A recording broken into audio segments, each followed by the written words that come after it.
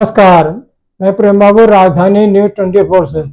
आज हम चर्चा करेंगे आयुध निर्माणी बोर्ड, ऑनर फैक्ट्री बोर्ड ओएफबी की। क्या है आयुध निर्माणी बोर्ड?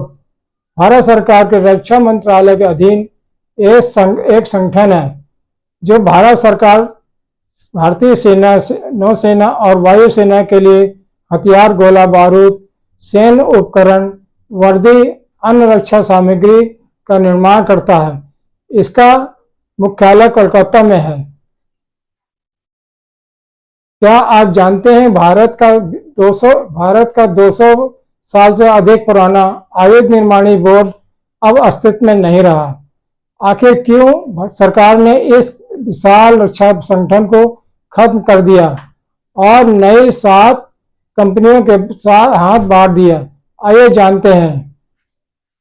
भारत की पहली आयुध निर्माणी फैक्ट्री 18 मार्च 1801 में कोलकाता में ईस्ट इंडिया कंपनी की देखरेख में पहली आयुध निर्माणी की शुरुआत हुई थी, जिसे बाद में ऑर्डिनेंस फैक्ट्री बोर्ड का हिस्सा बनाया गया।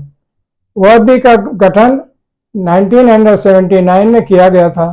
इसके अंतर्गत 41 आयुध निर्माणी कार्यरत थे।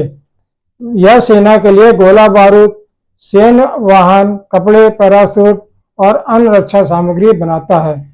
2021 में ऐसा क्या हुआ कि भारत सरकार ने 1 अक्टूबर 2021 से आयुध निर्माणी समाप्त डिसॉल्व कर दिया और उसके 41 ऑर्डिनेंस फैक्ट्रियों को नई रक्षा सार्वजनिक उपकरण डिफेंस पब्लिक सेक्टर अंडरटेकिंग में विभाजित कर दिया। सरकार ने यह बदलाव क्यों किया? सरकार का कहना था कि इससे उत्पादन क्षमता बढ़ेगी, गुणवत्ता में सुधार होगा, जवाबदेही बढ़ेगी, रक्षा क्षेत्र में आत्मनिर्भर मजबूत होगा, निर्यात का अवसर। आयुध निर्माणी बोर्ड यानी ओएफबी भारत की सेना के लिए हथियार, गोला बारूद और सैन्य उपकरण बनाने वाला सबसे बड़ा सरकारी संगठन था।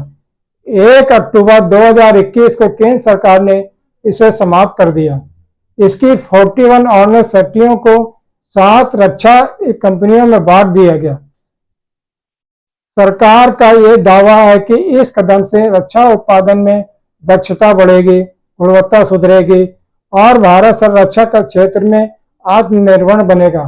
भारत की आज़ादी से पहले देश में 18 आयुध निर्माणियां थीं, जिसके दम पर सरकार ने पूरे भारत, यहाँ तक कि बांग्लादेश, पाकिस्तान, अफगानिस्तान, म्यांमार आदि पर राज किया था। बाद में कांग्रेस ने लगभग 50 सालों के शासनकाल में निर्माणियों की संख्या बढ़ाकर 41 कर दी थी। लेकिन तब से बीजेपी की सरकार आई है। लगभग 20 ओएफबी के पुनर्गठन के बाद बनी 7 नई आयुध निर्माणियां public sector unit, munition India limited, advance weapons and equipment India limited, armoured vehicle Nigam limited, Yantra India limited, India Optel limited, cruise comfort limited और ग्लाइडर्स इंडिया लिमिटेड बनाई गई हैं। आपका इस फैसले पर क्या कहना है? कमेंट्स में जरूर बताएं। ऐसी सब खबरों के लिए जुड़े रहिए राजधानी न्यूज 24 के साथ। राजधानी न्यूज 24 अगर वीडियो पसंद आया हो तो सब्सक्राइब जरूर करें। अपडेट के लिए बने रहें।